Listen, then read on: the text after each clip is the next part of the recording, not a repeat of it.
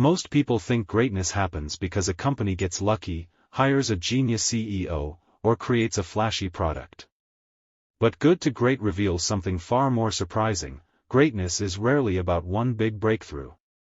It's about small, consistent decisions made by the right people, built over years, until one day a company crosses an invisible line, and suddenly everyone thinks it was an overnight success. If you've ever wondered why some people or organizations rise above the rest, even when they start with the same challenges, this book uncovers the patterns behind those transformations. And once you see those patterns, you can't unsee them. Before we dive in, if you want more actionable insights that help you grow and improve every week, make sure to like this video and subscribe. It takes only a second and really helps us bring you more high-value content. Good to Great was written by Jim Collins, a researcher and business professor known for turning complex data into simple, practical insights. What makes this book special is that it's not based on opinions, it's based on a massive 5-year research project studying companies that went from ordinary performance to extraordinary long-term success. Collins and his research team combed through decades of financial data, leadership notes, interviews, and company histories. They looked for organizations that achieved sustained greatness, meaning they didn't just have one good year, but kept outperforming the market for at least 15 straight years. Why should you care? Because Collins found principles that apply not only to corporations but also to careers, habits, teams, and personal growth. Whether you're leading a business, building a side hustle, or simply trying to level up your life, these ideas offer a blueprint for long-term success. Below, we walk through the big lessons, each one simple, but powerful. Number 1. Level 5 Leadership. Collins discovered the leaders who transformed their companies weren't loud, charismatic stars. They weren't showmen. They were what he calls level 5 leaders, people with a paradoxical mix of personal humility and unshakable professional will. Think of them as quietly confident, like the coach who doesn't shout but wins championships because they care more about the team than their own ego. These leaders give credit away when things go right and take responsibility when things go wrong. They're driven, ambitious, and relentless, but the ambition is for the mission, not for themselves.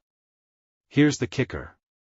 A lot of companies had big, loud, charismatic leaders, and failed because of them. If you lead anything, a business, a team, even a family, do you focus more on personal credit or collective success? But level 5 leadership wasn't the only unexpected discovery. The next one might change how you think about hiring forever. Number 2. First who, then what? Great companies didn't start with a brilliant strategy. They started with the right people. Collins uses a memorable analogy. Get the right people on the bus, the wrong people off the bus, and the right people in the right seats, then figure out where to drive. This idea flips traditional planning on its head. Instead of deciding the destination first, these companies focused on building a team capable of navigating any destination. Why? Because great people adapt, learn, and innovate. Mediocre people resist change, require constant micromanagement, and slow everything down. Great companies ask, who are the right people? Who has character, discipline, and talent? Who will thrive even when the plan changes? In your life, do you choose the destination first, or the people you're taking on the journey? Now that you have the right people on the bus, what should they be doing? The answer is sharper than you might expect. Number 3. Confront the brutal facts, but never lose faith. This chapter is about what Collins calls the Stockdale paradox, named after Admiral Jim Stockdale, a POW who survived years of brutal captivity not because he was optimistic, but because he faced reality without sugarcoating it. Great companies do the same. They confront the truth, no matter how painful, while simultaneously believing they will prevail in the end. They do not exaggerate successes. They do not deny problems. They do not hide from bad news. They create an environment where truth is welcomed, not punished. One company held constant debates and challenge sessions where employees could question leaders openly, not to attack, but to solve problems faster. Where in your life do you need to confront the brutal facts, while still believing in a better future? Knowing the truth is powerful, but it's not enough. You also need clarity about what truly matters, and that's where the Hedgehog Concept comes in. Number 4. The Hedgehog Concept. This is one of the most famous ideas from the book. Great companies operate like hedgehogs, simple, focused, and consistent. They know one big thing and execute it relentlessly. Collins says a company's hedgehog sits at the intersection of 3 questions. What can you be the best in the world at? Not just good at, the best. What drives your economic engine? In business terms, what makes money sustainably? In personal terms, what brings long-term value? What are you deeply passionate about? What energizes you? When you find the overlap, you unlock clarity, strategy, and momentum. Every great company had this clarity. Every mediocre company tried to be good at everything, and ended up great at nothing. If you had to choose just one thing to focus on for the next decade, what would it be? But clarity doesn't automatically create results. You need discipline, and that's the next breakthrough. Number 5. A culture of discipline.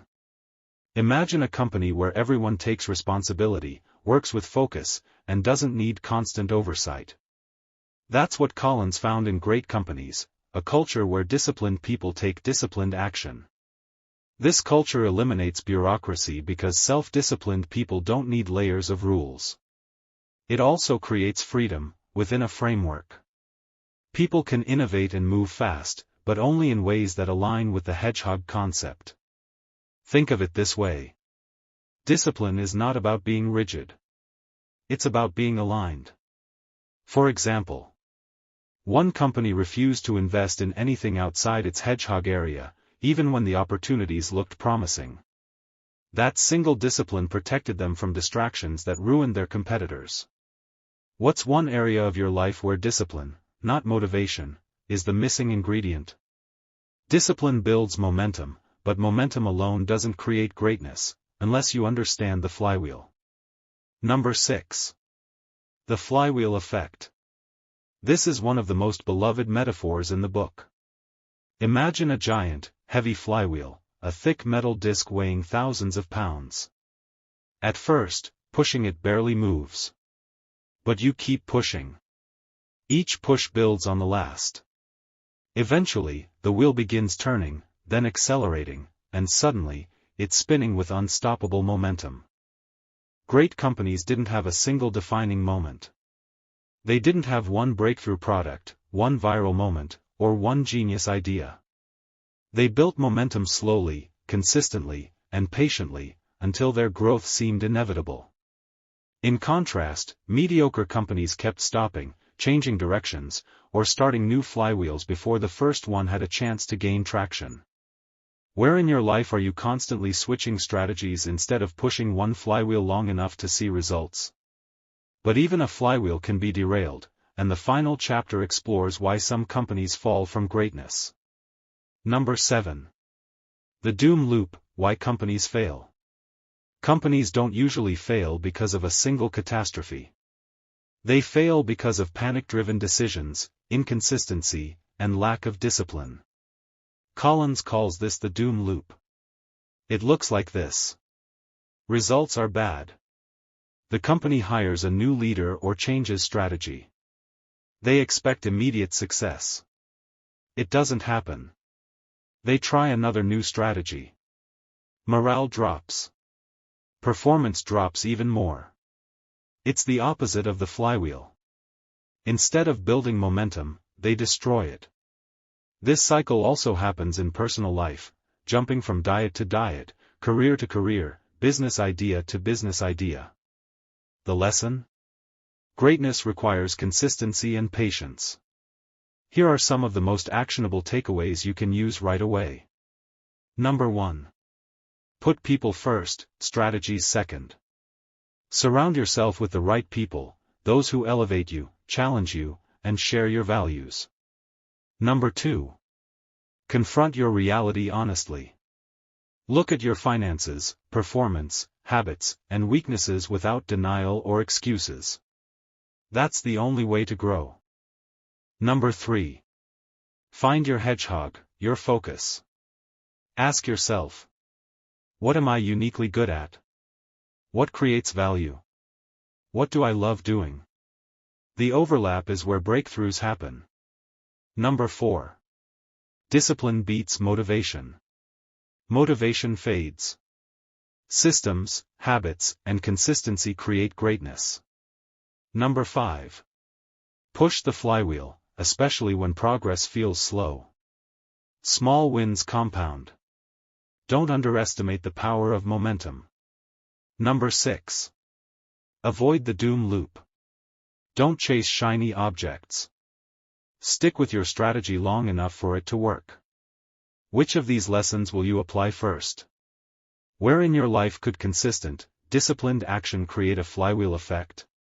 At its core, Good to Great shows that greatness isn't mysterious or reserved for a lucky few. It's the result of clear focus, disciplined action, and the right people working toward a long-term vision. Whether you're building a business, improving your career, or developing yourself, these principles offer a proven roadmap. If you want to dive deeper into these life-changing ideas, check the link in the description to grab your copy of Good to Great. It might be the next step that transforms your thinking, and maybe even your trajectory. And before you go, let me know in the comments. Which lesson resonated most with you?